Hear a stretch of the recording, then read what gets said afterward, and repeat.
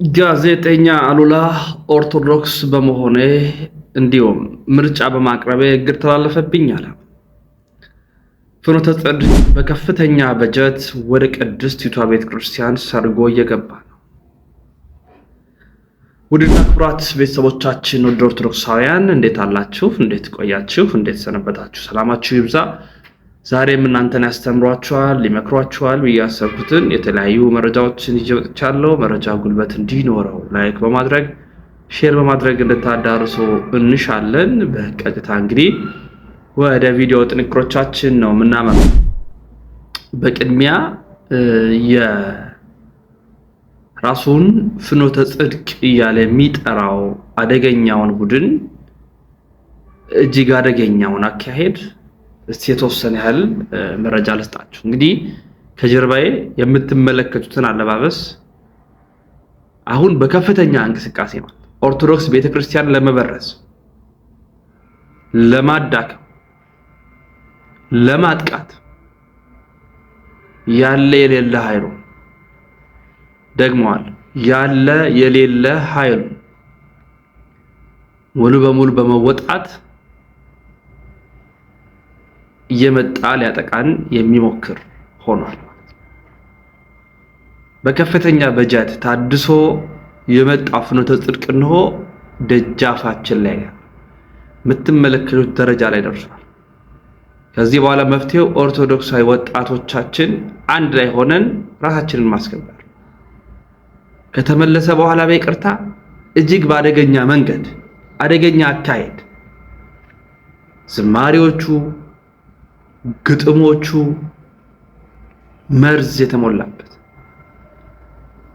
የኛ አባቶች ይሰራሉ ብዬ አላስብም፣ አያስከብሩም። እርግጠኛው ነኝ የምነግራቸው እኔ እንግዲህ ምን ግራ ነው የሚገባኝ እውነት አባቶቻችን እኔ እነሱ ላይ ጣት መቀሰር ካቆም ቆይቻለሁ። ማለት እንደዚህ ናቸው እንዲህ ቢያደርጉልን የሚል ነገር የለም። እግዚአብሔር በሚያውቀው እነዚህ ግን ያስፈሩኛል ማለት በጣም ነው የሚያስፈሩኝ። ሙሉ በሙሉ ፕሮቴስታንት ናቸው። ሙሉ በሙሉ አደገኛ አካሄድ፣ ስራቸው፣ እንቅስቃሴያቸው በቃ ማን ምን ያመጣል በቃ ጮሃችሁ ትተውናላችሁ የሚል አይነት ነገር ነው።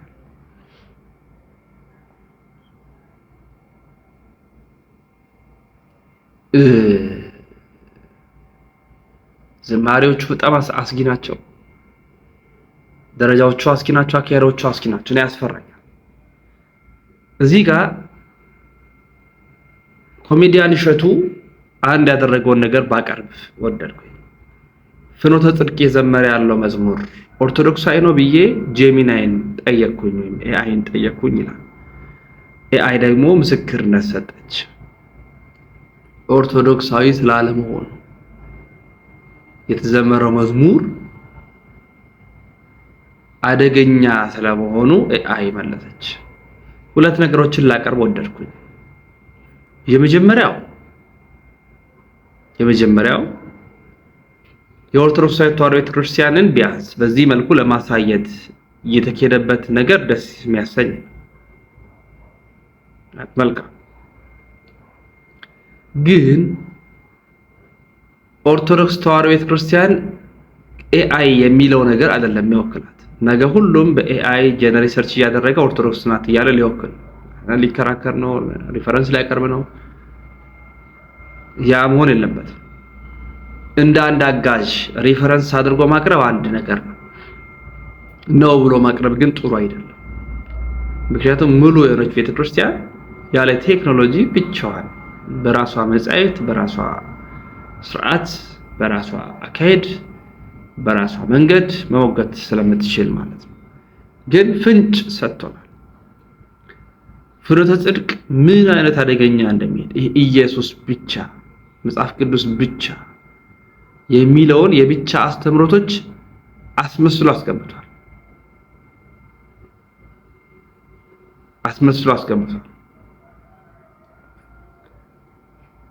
በጣም አደገኛ አካሄድ ነው። እውነት ችላ እንዴት እንዳለ አልገባኝ፣ እንዴት እንደተሆነው አይገባኝ። ለማንኛውም የኮሜዲያን እሸቱን ሐሳቦችን ላስደምጣችሁ። ፍኖተ ጽድቅ አዲስ የተለቀቀ ስራ አላቸውና ይሄ የግጥሙ ሐሳብ የትኛውን ቤተክርስቲያን ይወክላል? እስቲ አጣራ የሰጠኝ ምላሽ አብረን ያለን።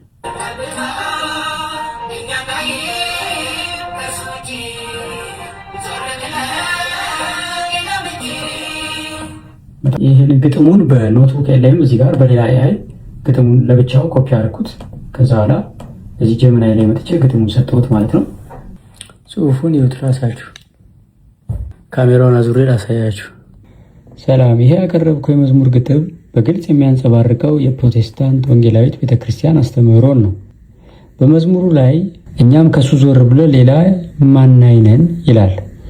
ማብራሪያ፣ የፕሮቴስታንት አስተምህሮ ማዳንም ሆነ አምልኮ በኢየሱስ ክርስቶስ ብቻ መሆኑን አጥብቆ ያስተምራል። በመዝሙሩ ላይ ከእርሱ ዞር ብለን ሌላ ምንም አናይም ማለቱ የቅዱሳንን የመላእክትን ወይም የማርያምን ምልጃና ተራዳኢነት ኢንተርሴሽን ኦፍ ሴንትስ ላለመቀበል የሚዘመር መዝሙር መሆኑን ያሳያል። ሁለተኛ፣ በመዝሙሩ ላይ አልደገፍም በሰው ትከሻ ከንቱ ነውና የማይሆን መሸሻ ይላል። ማብራሪያው፣ በፕሮቴስታንት አማኞች ዘንድ በሰው ትከሻ አልደገፍም የሚለው አገላለጽ ሌሎች አማላጭ ቅዱሳንን በስጋ የነበሩትን ትተን መሸሸጊያችንና መታመኛችን ክርስቶስ ብቻ መሆን አለበት ለማለት የሚጠቀሙበት ነው። በመዝሙሩ ላይ ፊተኛው ኪዳን ነቀፋ ባይኖረው ለሁለተኛው ስፍራ ባላስፈለገ ይላል። ይህ ቀጥታ ከዕብራውያን 8:7 የተወሰደ ቃል ነው።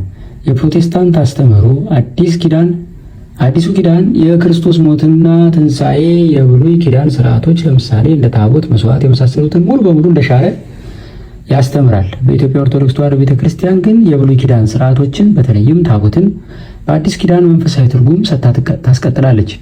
ይህ የመዝሙር ስንኝ ብሉይ ኪዳናዊ ትስስሮችን በመተቸት አዲሱ ኪዳን ኢየሱስ ብቻ ይበቃል ለማለት የቀረበ ነው።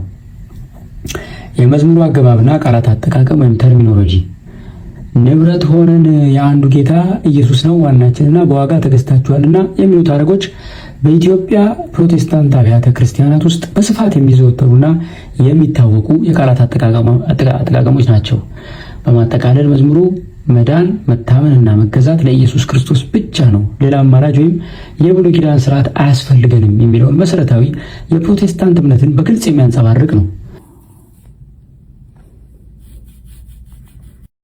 እንደተከታተል ነው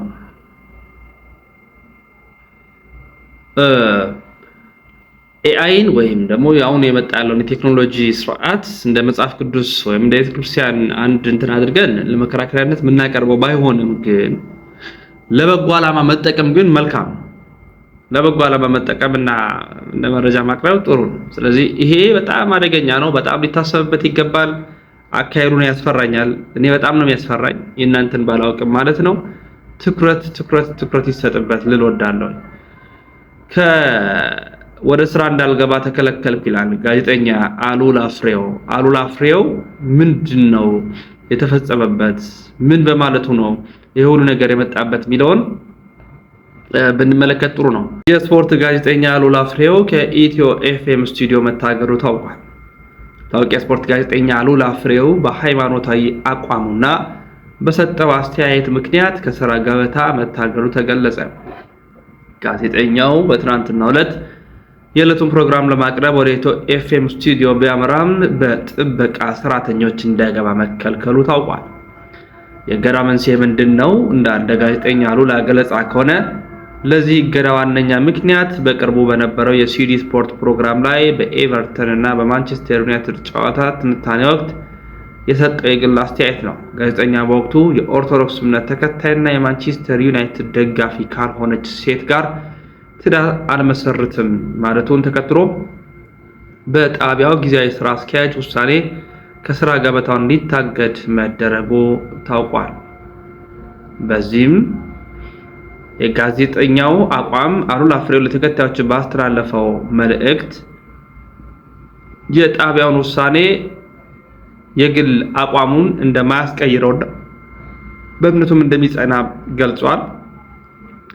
የተላለፈው ውሳኔ የጣቢያውን ባለድርሻ አካላት በሙሉ የማይወክልና የጊዜያዊ ስራ አስኪያጁን የግል አመለካከት ውጤትም እንደሆነ ገልጿል።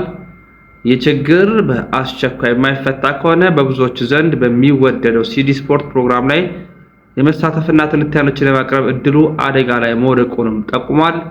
በጉዳዩ ላይ ከኢትዮ ኤፍኤም በኩል የተሰጠ ይፋዊ ምላሽ እስካሁን የሌለ ሲሆን ጋዜጠኛው ግን አሁንም ባለው አቋም እንደሚቀጥል ተናግሯል። በተለይ ወደ ጋዜጠኛው በገጹ ላይ እንደተናገረው ከሆነ በዩቲዩብ ገጹ ላይ ማለት ነው ሃይማኖቴ ከስራ ገበታዬ ወይም ከምሰራበት ይበልጥብኛል ብሎ ተናግሯል። የስፖርት ጋዜጠኛው እንግዲህ አሉላ በኦርቶዶክስ ተዋሕዶ ሃይማኖቴ ምክንያት በዛሬው ዕለት በትናንትና ማለት ነው ስቱዲዮ ሊገባ ሲል በጥበቃ ታገደ። በዚህም ሙሉ መልእክቱ እንደሚከተለው ነው በሚል ብዙዎቹ አጋርተውታል። ትርታ ኤፍኤም ወይንም እኔን ስራ አስኪያጁን ይመርጣል።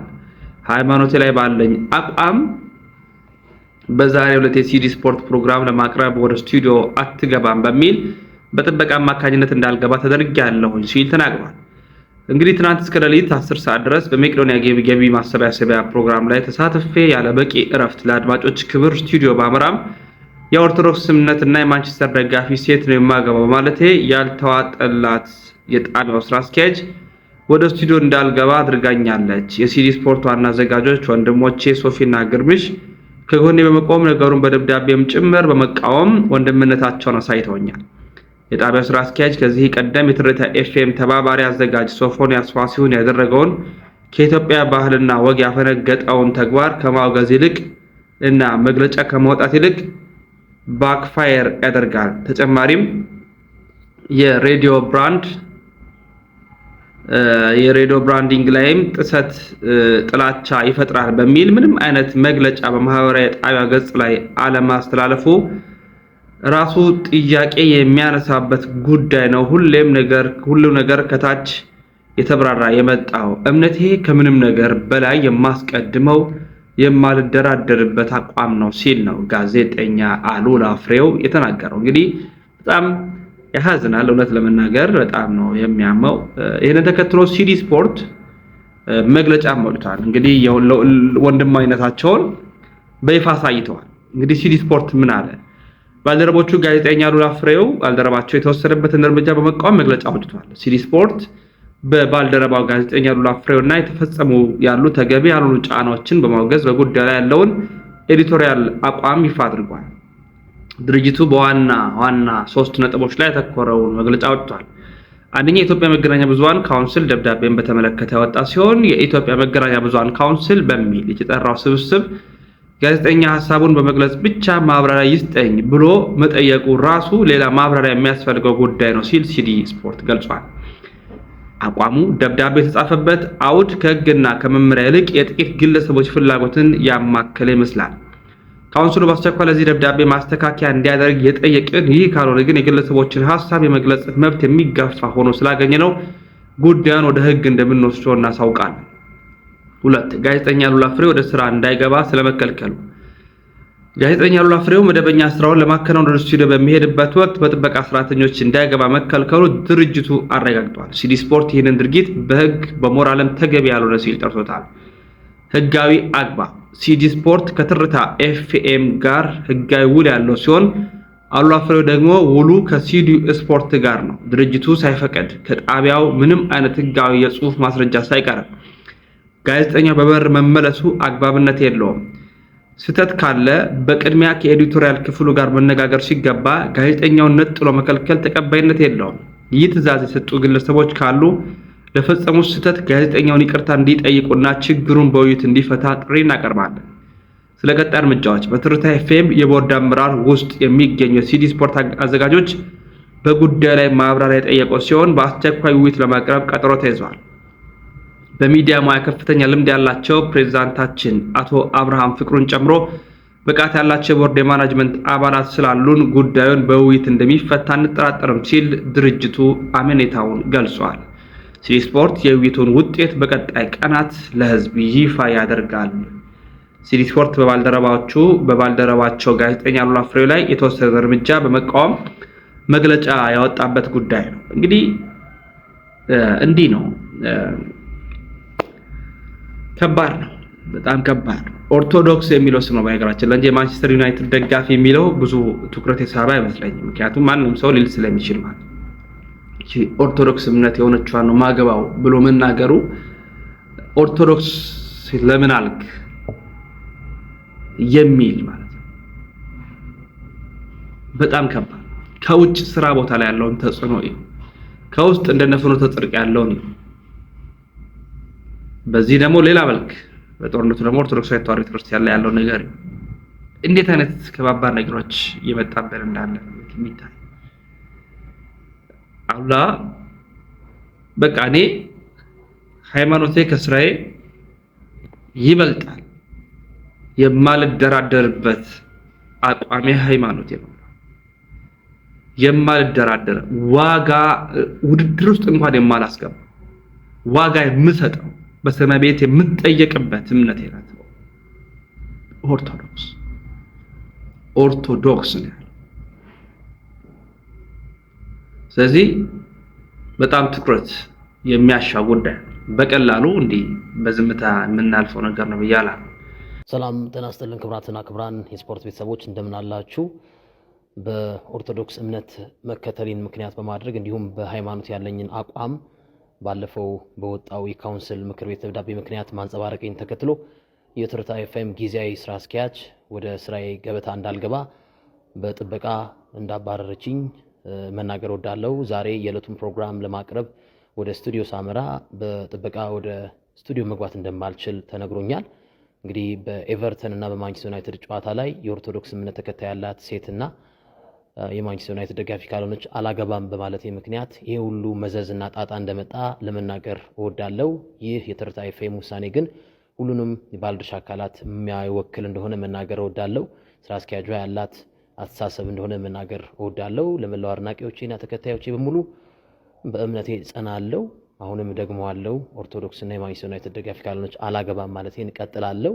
ይሄ ችግር ካልተፈታ በሲዲ ስፖርት ከሞዶ ፕሮግራም ላልገባ፣ ላልተነትን፣ ላልዘግብ እገደዳለሁ። ሁላችሁንም እወዳችኋለሁ።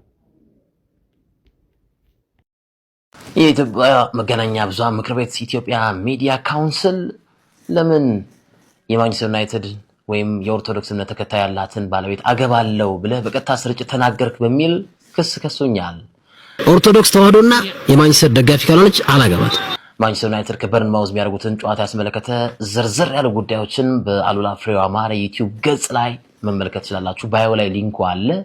ክሱንም በተመለከተ ዝርዝር ያሉ ሀሳቦችንም አብራርቻለሁ።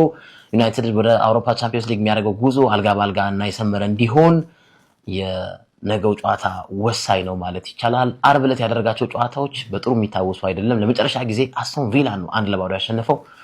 በአንጻሩ በርንማውዝ ደግሞ አርብ ዕለት ያደረጋቸውን ጨዋታዎች ከዘንድሮ የሊቨርፑሉ የ4-2 ሽንፈት በስተቀር ጥሩ የሚባል ግስጋሴን አድርጓል። ብሩኖ ፈርናንዴዝ ለበርካታ ቁጥሮች ይጫወታል። የነ ዴቨንን የነ ሄንሪን ሪከርድ ለመስበር ከካስሜሮ ጋር ያለውን ፓርትነርሺፕ ከፍ ለማድረግ በጨዋታ በአራት ተከታታይ መርሃ ግብሮች ላይ ብዙ ቻንሶችን ክሬት ያደረገ ተጫዋች ለመባል እና ለሌሎችም ሪከርዶች ይጫወታል። በርንማውዝ በቪታሊቲ ማን ዩናይትድን አርብ ምሽት ያስተናግዳል። ይህንና ሌሎች ጉዳዮችን ያመላከተ አጠር ያለ ቪዲዮ አሉላ ፍሬው አማረ ዩቲዩብ ገጽ ላይ ያለላችሁ እንድትመለከቱት በአክብሮት እንጋብዛለን። ብራንዱ ክለብ ያሸንፋል። ለመላው የእስልምና እምነት ተከታዮች ኢድ ሙባረክ። እንኳን ለ1447ኛው የኢድ አልፈጥር በዓል አደረሳችሁ ላለው ዩቲዩብን ገብታችሁ ተመልከቱት። እወዳችኋለሁ።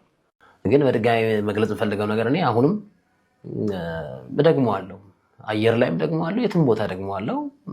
የፈለገ ክስ መምጣት ይችላል። የፈለገ ጉዳዩን ለምን ካስ አይደርስም። አሁንም በእምነቴ ጸናለሁ።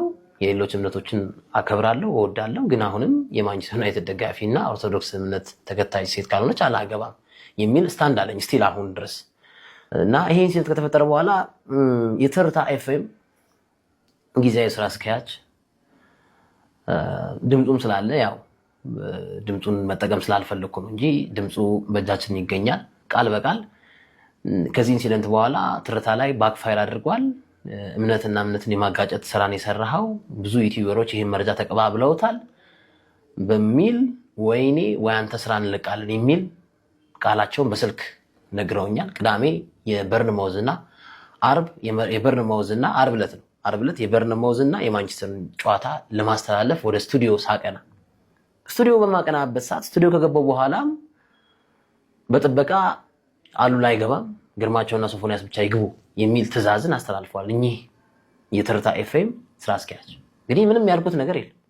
ባክፋየር አድርጓል። ትርታ ኤፍኤም ላይ ባክፋየር አድርጓል። ይሄ ጉዳይ እምነትና እምነትን ያጋጨው ብላ ኃላፊዋ በነገራችን ላይ የትርታ ኤፍኤም ባለቤት በተለያዩ በጎ ተግባሮች የሚታወቁ ናቸው። የራይድ ባለቤት የትርታ ኤፍኤም ባለድርሻም ከፍተኛ ባለድርሻ ያላቸው ግለሰብ ይታወቃሉ። ወይዘሮ ሳምራዊት ለተለያዩ እምነቶች ድጋፋቸውን ሲያደርጉ ምናምን እመለከታለሁ በበጎነት። እነ ግርምሽ አሉ፣ እነ ሶፊ አሉ፣ እነ ውቤ አሉ። እነዚህ እንዳሉ ሆነው እና ስራ አስኪያጇ ወይዘሮ ሳራ ሞገስ ትባላለች።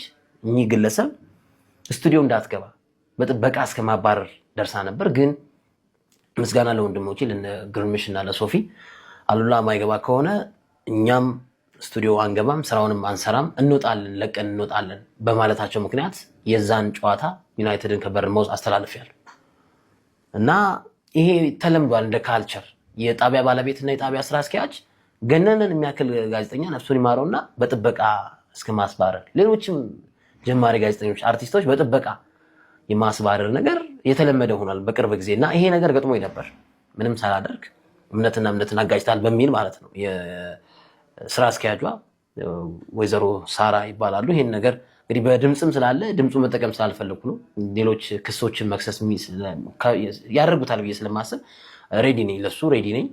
ለክሶቹ ምላሽ ለመስጠት ችግር የለም። ግን የሰውን ድምጽ አላግባብ መጠቀም ወንጀልም ስለሆነ ይህንን በራሴ ቁጭ አደርገዋለሁ።